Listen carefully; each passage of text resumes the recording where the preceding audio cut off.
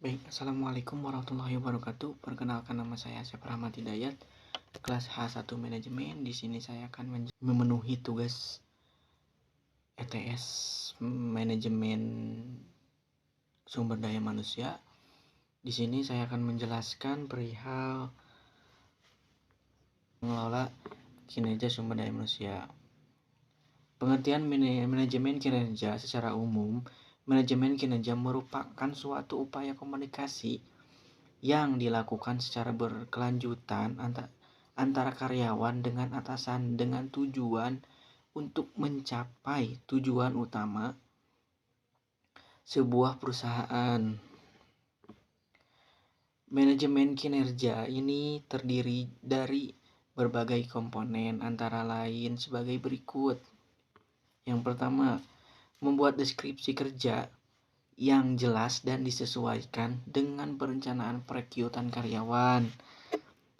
Selanjutnya, memiliki calon karyawan yang memenuhi persyaratan umum untuk bisa melakukan wawancara atau interview. Selanjutnya, melakukan sensi wawancara kepada seluruh calon karyawan sebagai salah satu tahap seleksi agar bisa masuk ke tahap selanjutnya. Selanjutnya, menanyakan calon karyawan terhadap kesediaan dan kemampuan untuk meraih tujuan serta memenuhi deskripsi pekerjaan yang telah ditetapkan oleh perusahaan. Selanjutnya, melakukan seleksi kepada calon karyawan melalui berbagai proses yang sesuai dengan budaya perusahaan. Selanjutnya, menawarkan pekerjaan kepada calon karyawan yang telah terpilih, termasuk hal-hal yang terkait dengan kelebihan perusahaan seperti suatu fasilitas, tunjangan, gaji, dan lain-lain. Untuk yang terakhir, apabila ada karyawan yang resign, maka perusahaan wajib melakukan evaluasi serta mencari tahu penyebab karyawan itu resign. Untuk selanjutnya ada setidaknya 4 siklus manajemen kinerja yang perlu diikuti secara berkelanjutan. Berikut ini adalah penjelasan terkait keempat siklus manajemen kinerja. Yang pertama, perencanaan. Apa sih perencanaan? Perencanaan ini pada tahap ini pihak manajemen dan juga direktur perusahaan akan melakukan diskusi terkait tujuan. Untuk selanjutnya, yang kedua, monitoring.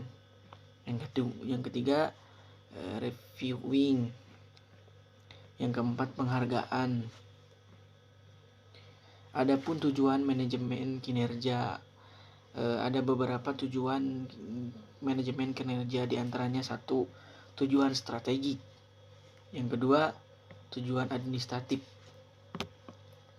Dan yang ketiga, tujuan pengembangan. Adapun selain ketiga tujuan tersebut, manajemen kinerja memiliki berbagai tujuan khusus lainnya, yakni mendapatkan peningkatan kinerja yang sustainable, meningkatkan komitmen dan motivasi karyawan, memungkinkan setiap individu untuk membanggakan kemampuan mereka, meningkatkan kepuasan kerja, dan mencapai potensi pribadi yang bermanfaat bagi pihak individu dan juga organisasi.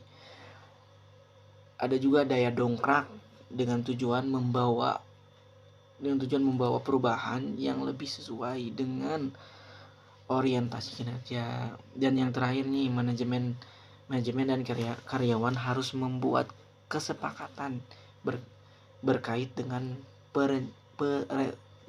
rencana pengembangan. Adapun manfaat manajemen kinerja. Ada manfaat manajemen kinerja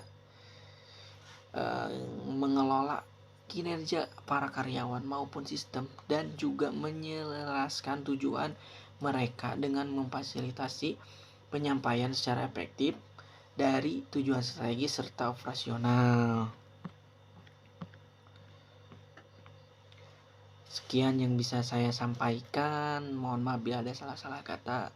Wabillahi taufik wal hidayah. Wassalamualaikum warahmatullahi wabarakatuh.